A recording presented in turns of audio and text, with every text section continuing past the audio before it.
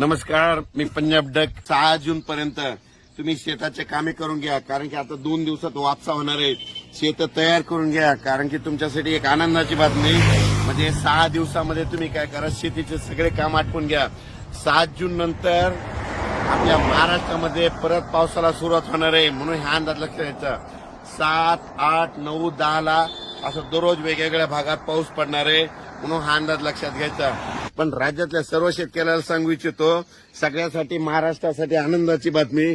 आपल्या महाराष्ट्राची पेरणी, मी म्हणलं होतं ना, 27-28 जूनच्या शेवटच्या आठवड्यात सगळ्या महाराष्ट्रातले शेतकरी सोयाबीन पेरायला दिसतील, मूग पेरायला दिसतील, कापूस लागवड करायला दिसते. म्हणजे सगळ्यासाठी आनंदाची बातमी.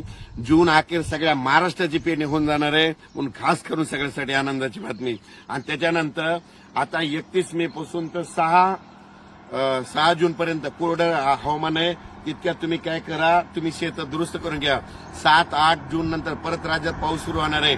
त्याच्यानंतर आणखीन परत सांगतो, जर तुम्ही 6 तारखेपर्यंत शेत दुरुस्त नाही केले तर 7 तारखेला पाऊस सुरू होईल. 7 ते 10 हे चालणार आहे. आणि त्याच्यानंतर पुन्हा काय होणार आहे, 13 जूनच्या नंतर राज्यात पुन्हा मुसळधार पाऊस येणार आहे. 13 ते 17 पर्यंत राज्यात जोरदार पाऊस पडणार आहे. आता जसा पडला तसं उघडे नाले वाहणारा पाऊस पडणार आहे, म्हणून हा अंदाज लक्षात घ्या. माझी सर्व शेतकऱ्याला विनंती, यंदा जूनच्या शेवटपर्यंत सगळ्या महाराष्ट्राची पेरणी होणार आहे. काल बऱ्याच शेतकऱ्याचे फोन आले की काही भागामध्ये आणखीन पाऊस पडलेला नाही, तर त्यांच्यासाठी आनंदाची बातमी सांगतो. त्या 7, 8, 9, 10 जूनच्या दरम्यान तिथं पाऊस पडणार आहे. आणि त्याच्यानंतर 13 पासून ते 17 पर्यंत त्या भागात पडणार आहे.